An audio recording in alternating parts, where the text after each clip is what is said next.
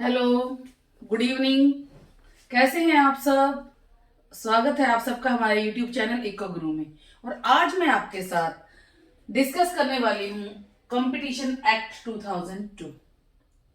तो competition act ये कब फॉर्म में आया, इसने कौन से एक्ट को रिप्लेस किया और इसके कौन कौन से ऑब्जेक्टिव हैं और कौन कौन से लॉज को ये कवर करता है, क्या क्या पेनल्टी होती है कंपटीशन एक्ट 2002 की रेगुलेशन को फॉलो ना करने पर। इस लेक्चर में हम ये सब डिस्कस करेंगे।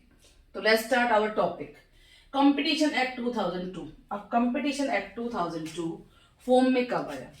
कंपटीशन एक्ट 2002 ये फॉर्म में आया 31 मार्च 2003 को। अब उससे पहले क्या हुआ, ये इंट्रोड्यूस किया था इस बिल को अरुण जेटली जी ने, और किसकी रिकमेंडेशन पे? कंपटीशन पॉलिसी एंड लॉ की रिकमेंडेशन पर। तो उसके बाद एक कमेटी बनी, कमेटी ने अपने जो सजेशंस थे वो सबमिट कर दिए थे एक रिपोर्ट की फॉर्म में 22 मई 2000 को। उसके बाद वो जो बिल थी, जो वो रिपोर्ट थी, वो आपको पता ही है कहाँ पर, राज्यसभा में और लोकसभा में हम प्रेजेंट करते हैं। और जब वो वहां पर पास हो जाता है तो वो क्या बन जाता है? एक बिल बन जाता है। तो 22 मई 2000 को वो रिपोर्ट सबमिट की कमेटी ने। उसके बाद इसको जो प्रेसिडेंट है उसकी एसेंट मिली कब? 13 जनवरी 2003 में। देन उसके बाद जो हमारा फॉर्म, जो हमारा ये एक्ट है वो इफेक्ट में आया कब से? वो कमेंस हुआ 31 मार्च 2003 को। तो इस एक्ट ने जो अमेंड किया हमारे प्रीवियस एक्ट को, इससे पहले जो एक्ट था जो कंपटीशन को और जो मोनोपोलिस्टिक रिस्ट्रिक्टिव पॉलिसीज को जो कंट्रोल करता था, वो था हमारा MRTP एक्ट, जिसे हम बोलते हैं monopolistic and restrictive trade policy act 1961। तो उसको रिप्लेस कर दिया। वो उसकी जगह पर वो रिमूव हो गया। उसकी जगह पर जो एक्ट आया वो है हमारा कंपटीशन एक्ट 2002। तो अब ये एक्ट के बारे क्वेश्चन आ जाता है, ये एक्ट जो है कौन से चैप्टर में आता है, इसका चैप्टर नंबर क्या है कंपटीशन एक्ट 2002 का। तो इसलिए मैंने यहाँ पर कुछ स्पेसिफिक पॉइंट स्पेशली एक्सप्लेन किए हैं कि जो कंपटीशन एक्ट 2002 है, इसका एक्ट नंबर है 12 और ये आता है चैप्टर नंबर 9 में और सेक्शन 66। ये बहुत वेरी वेरी इंपॉर्टेंट है, जो कई बार पूछ लेते हैं कि कंपटीशन एक्ट 2002 का एक्ट नंबर क्या है, ये कौन से चैप्टर में आता है, इसमें कौन सा सेक्शन है। तो ये सेक्शन 66, इसमें चैप्टर है 9 और इसका एक्ट नंबर है 12। और इसने रिप्लेस किया है किसे? हमारे MRTP एक्ट 1969 को रिप्लेस किया है। इसे इंट्रोड्यूस किसने किया था? This act is introduced by Arun Jaitley on recommendation of competition policy and law. Then it came into effect on, कब से आए इफेक्ट में? 31 मार्च 2003। अब इसके अंदर कितनी बार अमेंडमेंट हुई है? It has amended twice. 2 बार इस एक्ट में अमेंडमेंट हो चुकी है। कब कब? 2007 and 2009। Now we discuss the objective और पर्पस ऑफ दिस एक्ट। अब इस एक्ट को लाने का पर्पस क्या है? जैसे इंश्योरेंस है और इंश्योरेंस कंपनीज हैं हमारी, मैन्युफैक्चरिंग कंपनीज है, ट्रेडिंग कंपनीज है, स्टॉक मार्केट है, उन सबको कंट्रोल करने के लिए क्या बना हुआ? सेबी। तो सेबी क्या करता है? रूल रेगुलेशन बनाता है जिसको सारी कंपनीज फॉलो करती हैं। जो भी उस सेबी की रूल रेगुलेशन को फॉलो नहीं करता तो क्या किया जाता है? वो कंपनियां तो बंद हो जाती हैं या उनको क्या पेनल्टी पे करनी पड़ती है। ठीक है, इसी तरीके से कंपटीशन क्या है? बहुत जरूरी है हमारी लाइफ के लिए, किसी भी बिजनेस की ग्रोथ के लिए। बिना कंपटीशन के कोई भी बिजनेस, कोई भी कंट्री ग्रो नहीं कर सकती। लेकिन इस कंपटीशन को भी क्या करना है? हमने रेगुलेट करना है। तो इसलिए इसको रेगुलेट करने के लिए जो फॉर्म में आया वो है हमारा कंपटीशन एक्ट 2002। जो हमारी कंपटीशन काउंसिल है, जो हमारा कंपटीशन कमीशन है, वो क्या करता है, वो मैनेज करता है, रूल रेगुलेशन बनाता है। किस लिए? कि हमारी कंट्री के अंदर जो हमारी मार्केट है, उस मार्केट में जो फेयर कंपटीशन बना रहे। तो इस जो कंपटीशन कमीशन है वो क्यों बना है और उसके क्या पर्पस है और कंपटीशन एक्ट के क्या क्या ऑब्जेक्टिव है, वो सब हम यहाँ डिस्कस करेंगे। इसके 4 मेन ऑब्जेक्टिव हैं। पहला है eliminate those practices which has adversely affect on competition. मतलब एडवर्सली अफेक्ट उन सिचुएशंस को, उन प्रैक्टिसेस को, उन बिजनेस ट्रांजैक्शंस को रिमूव करना, एलिमिनेट करना, जो हमारी मार्केट के अंदर फेयर कंपटीशन को क्या कर रही हैं, एडवर्सली मतलब नेगेटिवली अफेक्ट कर रही हैं। उन प्रैक्टिसेस को या तो एलिमिनेट करना या प्रोहिबिट करना, रोकना। तो पहला जो ऑब्जेक्टिव है वो है prevent and eliminate those practices which has adversely affect on competition. Then the second one, promote and sustain competition in the market. अब मार्केट के अंदर कंपटीशन को, फेयर कंपटीशन को प्रमोट करना एंड सस्टेन करना, ये हमारा दूसरा ऑब्जेक्टिव है। Then third one, protect the interest of consumers by ensuring competition. अब कंज्यूमर्स के इंटरेस्ट को प्रोटेक्ट करना, इंश्योरिंग करके कंपटीशन, क्योंकि कंपटीशन होगा तो कंज्यूमर का जो वेलफेयर है, वो इंटरेस्ट है, वो प्रोटेक्ट रहेगा। कैसे? जब कंपटीशन होगा तो मार्केट के अंदर मैन्युफैक्चरर्स मोनोपोली नहीं कर पाएंगे। वो जो चीजें हैं हमें मार्केट रेट पर मिलेगी, क्योंकि कंपटीशन है। अगर एक शॉपकीपर ने अपनी चीज का रेट बढ़ा दिया तो दूसरा शॉपकीपर क्या करेगा, वो उसी रेट पर जाएगा जो मार्केट में है। तो कस्टमर उससे ना लेकर दूसरे के पास चला जाएगा, वो नहीं देगा, उसे तीसरे के पास चला, क्योंकि कंपटीशन है। लेकिन अगर कंपटीशन ना हो, पूरी मार्केट में सिर्फ एक ही सेलर हो जो वो पर्टिकुलर चीज को सेल करता हो, तो क्या हो जाता है, मजबूरी हो जाती है कंज्यूमर की सिर्फ उसी बंदे से क्या करना, उसी सेलर से चीज को लेना, चाहे वो उसको 1 रुपए की दे, चाहे वो उसको 100 रुपए की दे। तो कंपटीशन असेंशियल है किसके लिए, हमारे कंज्यूमर को प्रोटेक्ट करने के लिए। तो जो थर्ड हमारा ऑब्जेक्टिव वो है protect the interest of consumer by ensuring competition. तो जितना कंपटीशन, जितना फेयर कंपटीशन होगा, उतना हमारा जो कस्टमर है वो सेफ होगा। देन द लास्ट ऑब्जेक्टिव वो है ensure freedom of trade carried out by other participants in market in India. कि मतलब जो बाहर के जो कंपनीज हैं, एमएनसीज हैं, हमारे यहाँ काम कर रही हैं, उनकी फ्रीडम को क्या करना, मेंटेन रखने के लिए जो अदर पार्टिसिपेंट्स हमारे इंडियन मार्केट में काम कर रहे हैं, हमें क्या करना है, कंपटीशन होना मार्केट में जरूरी है। तो ये 4 हमारे जो है मेन ऑब्जेक्टिव हैं किसके, हमारे कंपटीशन एक्ट के। अब कंपटीशन एक्ट के अंदर हम लोग डिस्कस करते हैं रेगुलेशंस, जो हम इसके अंदर कवर अप करेंगे। सबसे पहली रेगुलेशन जो है वो आती है हमारी प्रोहिबिशन ऑफ सर्टेन एग्रीमेंट्स। ये हमारी आती है अंडर सेक्शन 3 सबसेक्शन 1। तो इसके अंदर क्या था कि कोई भी एंटरप्राइज, नो एंटरप्राइज और एसोसिएशन ऑफ एंटरप्राइज और association of person shall enter into any agreement in respect of production, supply, distribution, storage and acquisition or control of goods and services which cause an appreciable adverse effect on competition within India.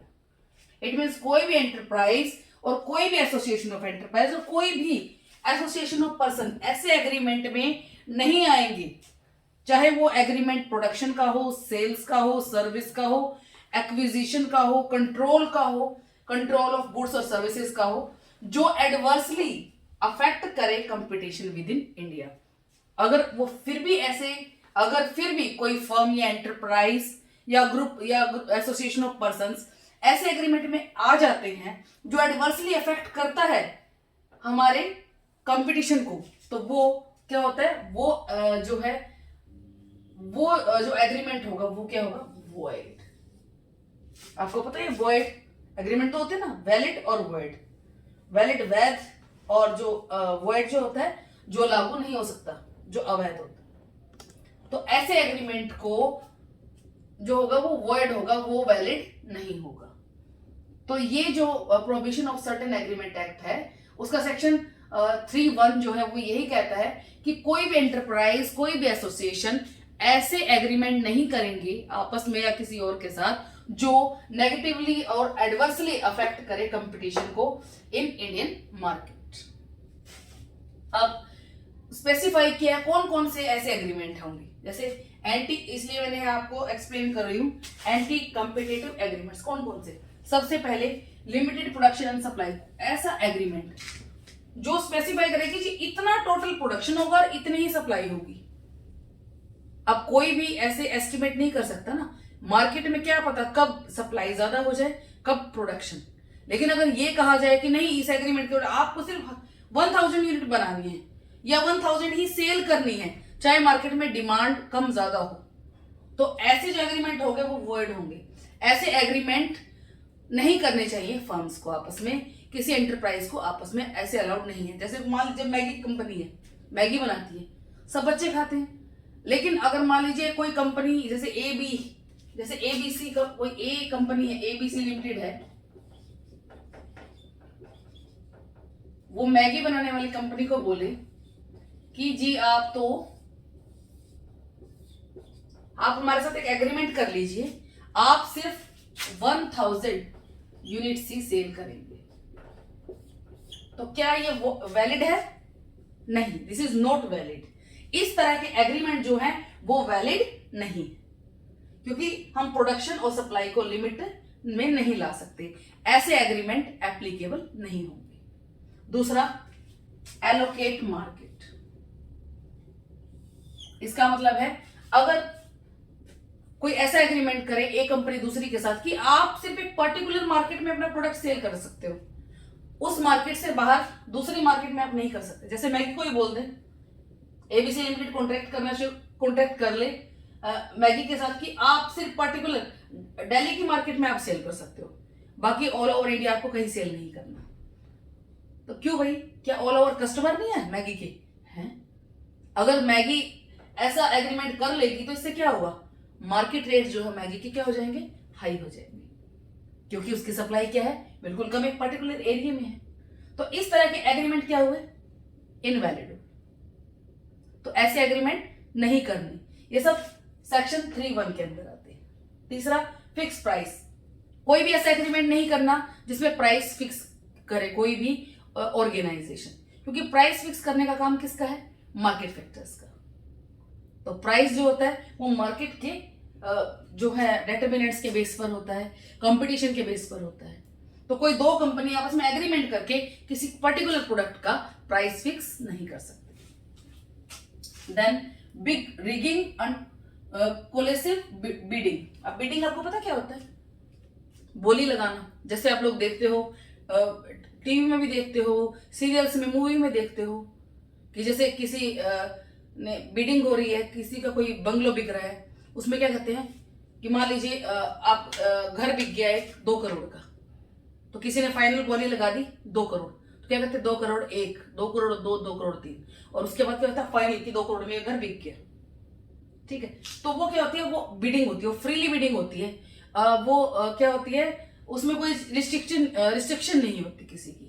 तो यहां पर जो है big rigging और कोलेसिव bidding, ये क्या होती है, ऐसी बिडिंग जहां बिडिंग से पहले ही दो पार्टीज का आपस में कॉन्ट्रैक्ट होता है, एग्रीमेंट होता है कि हमने ये 500 रुपए तक, मान लीजिए फॉर एग्जांपल हमने ये बिडिंग जो 500 रुपए तक करनी है, 500 से आगे नहीं बढ़ाना। आप जैसे आप X person X Y Z 3 person को बिठा दिया कि जी आप 200 रुपए की बोली लगा देना, आप 300 रुपए की, और जेड को बोल दिया 500 की, और 500 पे क्या हो जाएगा, डन हो जाएगा, 500 के बाद कोई बोली ना लगाए। तो इस तरह की जो बिडिंग होती है, जो प्री प्लान्ड होती है, उनको हम बोलते हैं बिग रिगिंग और कोलेसिव बिडिंग्स। तो इस तरह की जो बिडिंग होती है वो भी क्या होती है, एंटी कॉम्पिटिटिव एग्रीमेंट होते हैं। इस तरह के भी एग्रीमेंट नहीं करने चाहिए। देन टाई इन अरेंजमेंट और कंडीशनल परचेस और सेल, आपस में दो कंपनीज को आपस में अरेंजमेंट नहीं करना चाहिए कि आप मेरा ये एक प्रोडक्ट ले लो और बदले में मैं आपको अपना दूसरा प्रोडक्ट देता हूं जो मार्केट में सेल नहीं हो रहा। तो ये बार्टर सिस्टम नहीं होना चाहिए। जो सेल परचेस होगी वो मॉनेटरी फॉर्म में होनी चाहिए। ये नहीं है कि मैं आपका ये प्रोडक्ट ले रहा हूं, नहीं बिक रहा तो आप मेरा ये प्रोडक्ट ले लो, नहीं, वो भी क्या आएगा, हमारा एंटी कंपिटिटिव एग्रीमेंट में आएगा। देन उसके बाद है एक्सक्लूसिव सप्लाई और डिस्ट्रीब्यूशन। हमें सप्लाई को और डिस्ट्रीब्यूशन को रोकना नहीं है। उसको ये नहीं किसी के साथ क्या किया, एग्रीमेंट कर लिया और उसे स्टॉक कर लिया, नहीं, उसको नहीं रोकना। इससे क्या होगा, इससे जो हम ब्लैक मार्केटिंग होगी और हमारा जो कंपटीशन है उस पर एडवर्स इफेक्ट आएगा। तो इसलिए हमने एक्सक्लूसिव सप्लाई और डिस्ट्रीब्यूशन रिलेटेड जो एग्रीमेंट होते हैं वो नहीं करनी। एक होता है रीसेल प्राइस मेंटेनेंस, ये भी किसमें आता है, हमारा एंटी कंपिटिटिव एग्रीमेंट में। ऐसे एग्रीमेंट भी नहीं करनी। एक रिफ्यूजल टू डील, ये एग्रीमेंट्स भी हमने नहीं करने। तो ये हमारा जो था, ये पहला एग्रीमेंट जो था सेक्शन रेगुलेशन में, प्रोविजन ऑफ सर्टेन एग्रीमेंट, ये बहुत इंपॉर्टेंट है, इसमें से क्वेश्चन आ जाता है। नेक्स्ट जो हमारा आता है, नेक्स्ट रेगुलेशन है हमारा अब्यूज ऑफ डोमिनेंट पोजीशन। मतलब हमने डोमिनेशन पोजीशन का अब्यूज नहीं करना। इसके अंदर क्या होता है कि डोमिनेंट पोजीशन का मतलब होता है एक position of strength enjoyed by enterprise. एक स्ट्रेंथ पोजीशन जो कोई भी एंटरप्राइज या ऑर्गेनाइजेशन एंजॉय करता है मार्केट में, मतलब वो इतना स्ट्रांग हो जाता है कि वो अनेबल कर लेता है, which enable operates independently of all competitive और market forces prevailing in the relevant market और अफेक्ट इट्स कंज्यूमर्स और कंपिटिटर्स इन इट्स फेवर। मतलब कोई भी फर्म इतनी स्ट्रांग हो जाए कि वो डोमिनेट करे सभी फर्म्स के ऊपर, वो अपनी स्ट्रेंथ अपने स्ट्रांग होने का इतना फायदा उठाए कि पूरी मार्केट को एक्सेस करना चाहे। तो जितने मार्केट फोर्सेस हैं उनको अपने कंट्रोल में कर ले इंडिपेंडेंटली। या तो वो क्या करेगी, कस्टमर को, कंज्यूमर्स को अट्रैक्ट करेगी, या फिर क्या करेगी जो कंपिटिटर्स हैं उन्हें अपने फेवर में कर लेगी, या कंपिटिटर्स को बिल्कुल रिमूव कर देगी। तो मार्केट में कंपटीशन रहेगा नहीं। तो इसलिए कंपिटिटिव एक्ट में ये जो रेगुलेशन बनी है सेक्शन 4 के अंदर, वो है अब्यूज ऑफ डोमिनेंट पोजीशन। तो हमने जो डोमिनेंट पोजीशन है किसी भी ऑर्गेनाइजेशन की, उसको कंट्रोल करना। किसी भी एंटरप्राइज को, ऑर्गेनाइजेशन को इतना स्ट्रॉन्ग नहीं या इतना इंडिपेंडेंट नहीं होने देना कि वो पूरी मार्केट को ही अपने हाथ में लेना चाहिए। सेंटर जो पावर है सारे अपने हाथ में करना चाहिए। वो चाहे कि सारे कंज्यूमर्स और कंपटीशन खत्म हो जाएगा और सारे कंज्यूमर जो है सब उसके हाथ में आ जाएंगे, तो वो क्या करेगा फिर, जिस चाहे रेट पर, जो प्रेवेलिंग मार्केट रेट होगा उस पर ना सेल करके अपने रेट खुद डिसाइड करेगा। तो इससे क्या हो जाएगी, मोनोपोली बढ़ेगी। तो इसलिए अब इसके अंदर क्या है कि no enterprise shall abuse its dominant position, पहला रूल। दूसरा, डायरेक्टली और इनडायरेक्टली इंपोज अनफेयर और डिस्क्रिमिनेटरी कंडीशन इन सेल और प्राइस ऑफ गुड्स। मतलब हमें directly indirectly discriminating pricing policy apply नहीं करनी। डिस्क्रिमिनेटिंग समझते हैं, किसी एक ही गुड्स को डिफरेंट मार्केट्स में डिफरेंट रेट्स पर बेचना। तो ये भी क्या है, ये वैलिड नहीं है अकॉर्डिंग टू लॉ। फिर लिमिटेड प्रोडक्शन ऑफ गुड्स, ये भी क्या अनफेयर प्रैक्टिस है। प्रोडक्शन को या सेल या सप्लाई को फिक्स नहीं किया जा सकता, लिमिटेड या रिस्ट्रिक्ट नहीं किया जा सकता किसी पर्टिकुलर पॉइंट पे। जो सप्लाई है गुड्स की और सर्विसेज की, वो क्या होती है, वो डिमांड पर डिपेंड करती है। जितनी डिमांड होगी अब उसको हम फिक्स नहीं कर सकते, वो अनसर्टेन होती है। वो मार्केट फैक्टर्स पर और डिमांड पर डिपेंड करता है कि प्रोडक्शन कितना होगा, सेल कितनी होगी। Then technical development related to goods and services, जो वैलिड डेवलपमेंट है सिर्फ वही कर सकते हैं जो टेक्निकल डेवलपमेंट हमारे गुड्स और सर्विसेज से रिलेटेड है, जिसका कंपटीशन पर एडवर्स इफेक्ट आ सकता है, वो हमें यहां पर नहीं करना। देन लास्ट है indulgence of practices resulting in denial of market access. Market access वही कि किसी एक पर्टिकुलर मार्केट से रिलेटेड जो एग्रीमेंट होते हैं वो नहीं करने, कि हमने मार्केट सिर्फ एक ही पर्टिकुलर मार्केट में प्रोडक्ट बेचना है या किसी एक ही प्रोडक्ट में इन्वॉल्व होना है, ऐसे डिसीजन हमने नहीं करने। हमें जो डिसीजन करने हैं, एग्रीमेंट करने हैं, वो करने हैं जो हमारे कंपटीशन को, मार्केट कंपटीशन को एडवर्सली इफेक्ट ना करें, हमारे कंज्यूमर्स के वेलफेयर को एडवर्सली इफेक्ट ना करें, और जो अब्यूज ऑफ डोमिनेंट पोजीशन को ना करें। देन नेक्स्ट, उसके बाद हम डिस्कस कर रहे हैं प्रेडेटरी प्राइसेस। अब प्रेडेटरी प्राइसेस ये भी हमारे अब्यूज ऑफ डोमिनेंट पोजीशन में ही आता है। प्रीडेटरी प्राइस होता है कि जब मार्केट पर एक फर्म इतने स्ट्रांग हो जाए मार्केट के अंदर कि वो प्रोडक्ट्स को सेल करना शुरू कर दे below the sale of product below the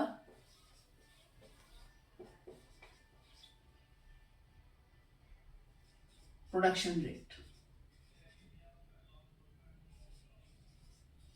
मतलब अपनी मैन्युफैक्चरिंग कॉस्ट से ही कम रेट में मार्केट में जब कोई फर्म सेल करना शुरू कर दे प्रोडक्ट को, तो क्या हो जाएगा, प्रीडेटरी प्राइस। जैसे मैगी का एग्जांपल मैंने दिया है, मैगी में अगर मान लीजिए अब 12 रुपए का पैकेट आ रहा है और कोई फर्म इतनी स्ट्रांग हो जाए मैगी वाले, वो कहेंगे नहीं हम ये 4 रुपए का दे रहे हैं, तो चाहे कोई एक शॉपकीपर दे रहा हो 12 रुपए का, चाहे वो 6 किलोमीटर आगे दुकान हो, हम लोग क्या करेंगे, साइकिल चला के, स्कूटी चला के, चाहे पैदल जाएंगे।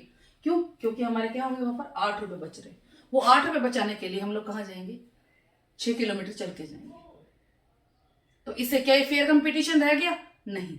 तो इस तरह की प्रीडेटरी प्राइसिंग, डिस्क्रिमिनेटिंग प्राइसिंग, इस तरह की जो एक्टिविटीज है वो भी क्या आती है, अब्यूज ऑफ डोमिनेंट पोजीशन। इस तरह की एक्टिविटीज एडवर्सली अफेक्ट करती है कंपटीशन को, तो इसलिए इस तरह की जो एक्टिविटीज हैं उसमें इन्वॉल्व नहीं होना चाहिए। इस तरह के जो एग्रीमेंट होते हैं वो वॉइड होते हैं, वो वैलिड नहीं होते और हमारी कंट्री की इकोनॉमी को एडवर्सली अफेक्ट करते हैं, हमारे मार्केट कंडीशन को, मार्केट स्टेबिलिटी को एडवर्सली अफेक्ट करते हैं। देन नेक्स्ट हमारा रेगुलेशन आता है सेक्शन 6 के अंदर, regulation of combinations. It means combinations क्या होते हैं, एक्विजिशन करना। जब कोई एक कंपनी दूसरी कंपनी को अपने साथ मर्ज कर ले, या दो कंपनियां मिलकर किसी एक कंपनी को अपने साथ उसको एक्विजिशन कर ले, उसको एक्वायर कर ले, या दो कंपनीज मिलकर अमलगमेट होकर कोई एक कंपनी बना दे, जैसे ए और बी, ए बी जो ए लिमिटेड है और बी लिमिटेड है, दोनों मिलाकर अमलगमेट होकर एक कंपनी बना ले, सी लिमिटेड। ये क्या होते हैं, कॉम्बिनेशन होते हैं। या ए जो है, ए लिमिटेड है, वो एक्वायर कर ले बी लिमिटेड को, ये क्या हो गया, मर्जर। तो ये क्या ना, कॉम्बिनेशंस होते हैं।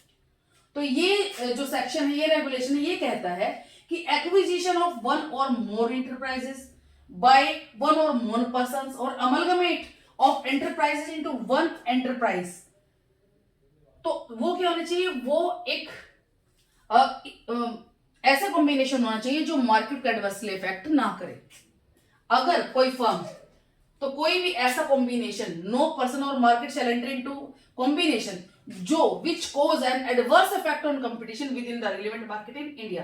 तो कोई भी ऐसा मर्जर, कोई भी ऐसा एक्विजिशन, कोई भी ऐसा कॉम्बिनेशन जो हमारी मार्केट को, मार्केट के अंदर कंपटीशन को एडवर्सली अफेक्ट कर रहा है, नेगेटिवली इफेक्ट कर रहा है, हमारे कस्टमर के जो वेलफेयर है उसके इंटरेस्ट को हार्म कर रहा है, ऐसे कॉम्बिनेशन वैलिड नहीं होंगे, ऐसे एग्रीमेंट्स नहीं होने चाहिए। ऐसे कॉम्बिनेशंस को रोकना किसका काम है, कंपटीशन एक्ट 2002 का काम है। ठीक है, तो इस तरह के जो कॉम्बिनेशन होंगे दैट शैल बी वॉइड। ऐसे कॉम्बिनेशन क्या होंगे, वॉइड होंगे, इनको हमने कंट्रोल करना है। तो इस एग्रीमेंट के अंदर हम आज अपने 3 जो है रेगुलेशंस पढ़े हैं। कौन कौन से, एक है आपका सबसे पहला जो आपने पढ़ा है, दैट इज जो आपका पहला एग्रीमेंट वो प्रोहिबिशन ऑफ सर्टेन एग्रीमेंट्स, दूसरा है abuse of dominant position, and the third one is regulation of combinations. और ये तीनों ही बहुत इंपॉर्टेंट है, इनमें से क्वेश्चंस आ जाते हैं, 2-3 क्वेश्चन आपके जरूर आते हैं, ये एक्ट बहुत इंपॉर्टेंट है। ठीक है, अब बात करते हैं, कई बार क्वेश्चन आ जाता है कंपटीशन कमीशन कंपटीशन एक्ट के कौन से सेक्शन के अंदर आता है, तो वो कौन सा सेक्शन है, अंडर सेक्शन 7। किसमें, सेक्शन 27 के अंदर बात करते हैं पेनल्टीज की, कि अगर कोई भी इन जो कंपटीशन एक्ट है इसके रूल रेगुलेशन को फॉलो ना करे तो उनके ऊपर उनको क्या सजा मिलती है, पेनल्टी तो होती है कोई भी कानून तोड़ने पे। तो यहाँ पर एक पेनल्टी, कौन कौन सी पेनल्टी होंगी, कि जो कंपटीशन कमीशन है जो सेक्शन 7 के अंडर आता है, वो एक कमेटी बनाते हैं, देन वो कमेटी क्या करती है, इंक्वायरी करती है उन एग्रीमेंट्स की, कि जो ये एग्रीमेंट हुए हैं ये वैलिड है या नहीं है, ये हमारे कंपटीशन को, मार्केट कंपटीशन को एडवर्सली इफेक्ट कर रहे हैं या नहीं कर रहे, या हमारे कंज्यूमर को प्रोटेक्ट कर रहे हैं या नहीं कर रहे। अगर वो नहीं कर रहे होते तो जो कमीशन कमेटी होती है, कमीशन होता है, वो उन पर जो लीगल एक्शन होते हैं वो लेते हैं। कई बार वो उसमें इम्प्रिजनमेंट और फाइन दोनों होते हैं, और कई बार सिर्फ फाइन फाइन होता है। तो ये सब जो एक्ट है ये हमारे कंपटीशन को, हमारा जो मार्केट कंपटीशन है उसको मेंटेन रखने के लिए जो कंपटीशन एक्ट है वो काम करता है। पूरे रूल और रेगुलेशन जो है वो मार्केट में फेयर कंपटीशन को बनाए रखने के लिए, कंज्यूमर के को प्रोटेक्ट करने के लिए, और जो फेयर कंपटीशन है उसको सस्टेन करने के लिए ये लॉज बनाया गया है। तो कंपटीशन एक्ट 2002 बहुत इंपॉर्टेंट आपका लॉ है, और इसमें अभी भी 2 बार अमेंडमेंट हो चुकी है। ठीक है, तो ये था आज का आपका लेक्चर। अब हम डिस्कस करेंगे कुछ क्वेश्चंस, कुछ एमसीक्यूज जो मैंने कुछ प्रीवियस ईयर के क्वेश्चंस में से लिए हैं। क्वेश्चन आया हुआ है प्रीवियस ईयर के क्वेश्चन पेपर में से मैंने लिया है। क्वेश्चन क्या है? क्वेश्चन है कि any agreement in respect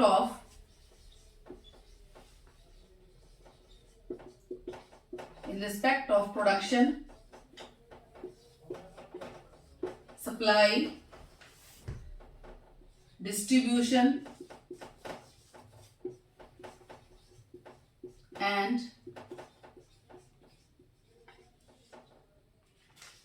or control of goods and services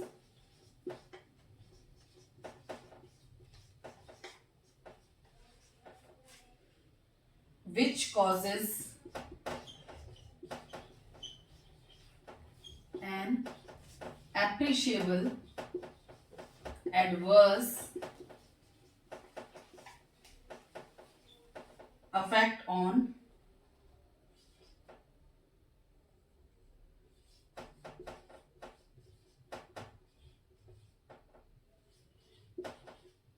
competition in India is void.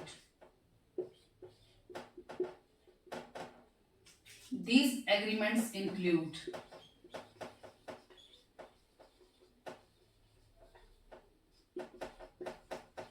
Question है, काफी लंबा क्वेश्चन है कि भाई कोई भी एग्रीमेंट, वो चाहे प्रोडक्शन की रिस्पेक्ट में हो, सप्लाई या डिस्ट्रीब्यूशन या कंट्रोल ऑफ गुड्स और सर्विसेज या उसके प्राइसेस, तो जिसके कारण हमारा जो कंपटीशन है मार्केट का, इंडिया की मार्केट का, अगर वो एडवर्सली इफेक्ट होता है तो वो एग्रीमेंट, उनमें कौन कौन से एग्रीमेंट हैं? जैसे इन्होंने ऑप्शन में इन्होंने दे रखा है क्वेश्चन के अंदर ही है, tie in arrangement,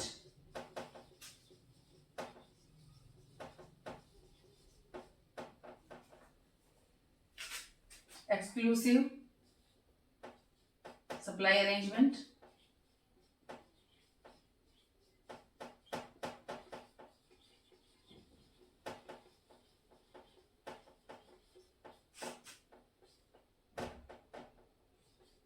exclusive agreement, sorry, exclusive distribution agreement,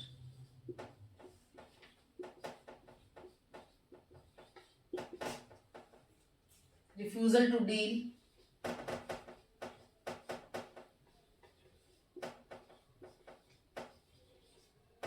और resale price maintenance।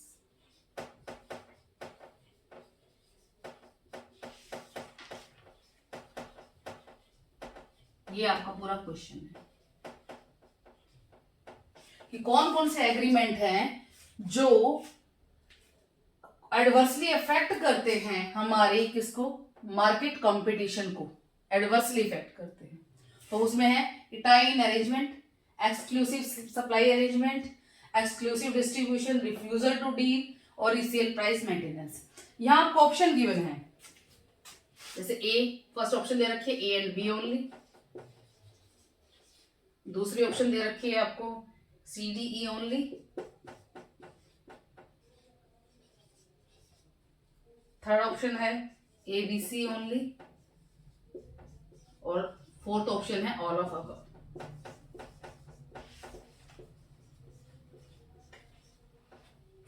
ये आपका क्वेश्चन है कि क्या ये जो एक्टिविटीज है, एग्रीमेंट है, वो अफेक्ट करते हैं। ये सारी चीजें भी मैंने आपको पढ़ाई थी प्रोविजन ऑफ सर्टेन एग्रीमेंट में, जो आता था कहाँ हमारा सेक्शन 3(1) में, प्रोविजन ऑफ सर्टेन एग्रीमेंट्स में।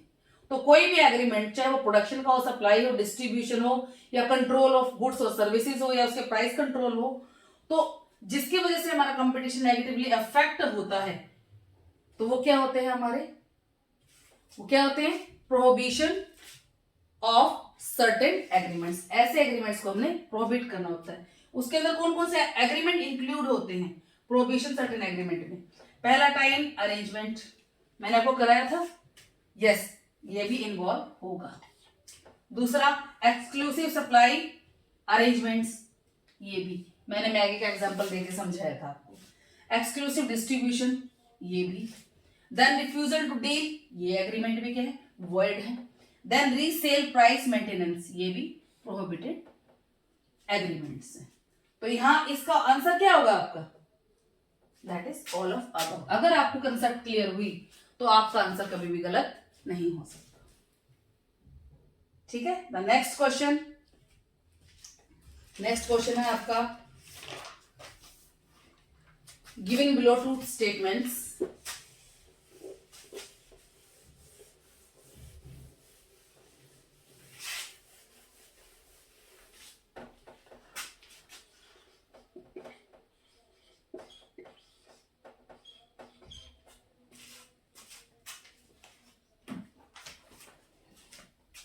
टू स्टेटमेंट्स आपको गिवन है।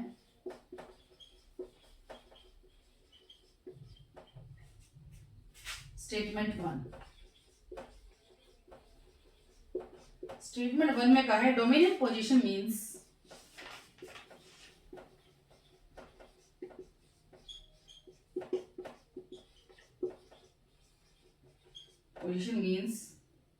of strength enjoyed by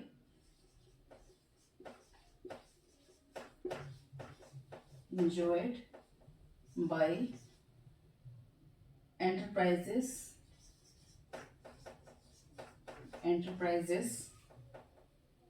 in India which enables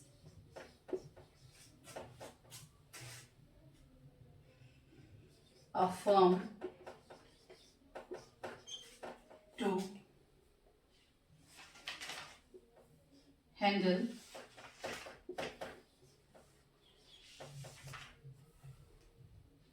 all operative forces independently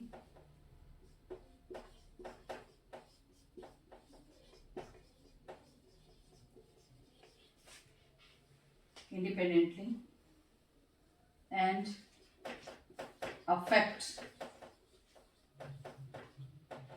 competitors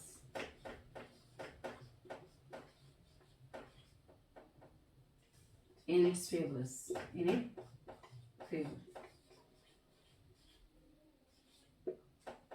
दूसरी स्टेटमेंट गिवन है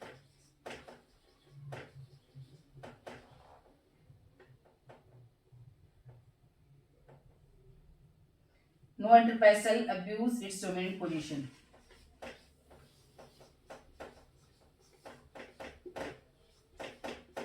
Abuse its dominant position.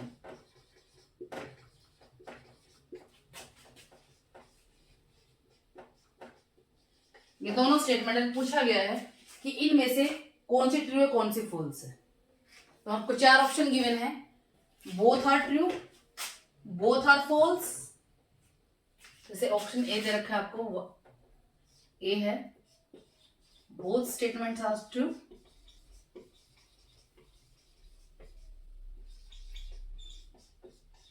दूसरा ऑप्शन है both statements are false,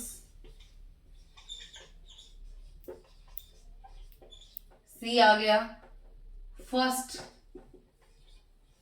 statement is true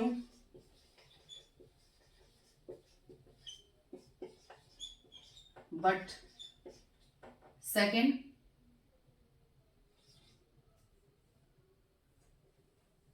statement is false.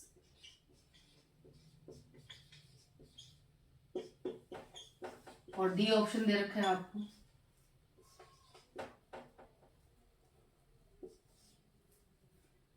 First is false and second statement is true. तो अभी मैंने आपको कराया है अब्यूज ऑफ डोमिनेंट पोजीशन।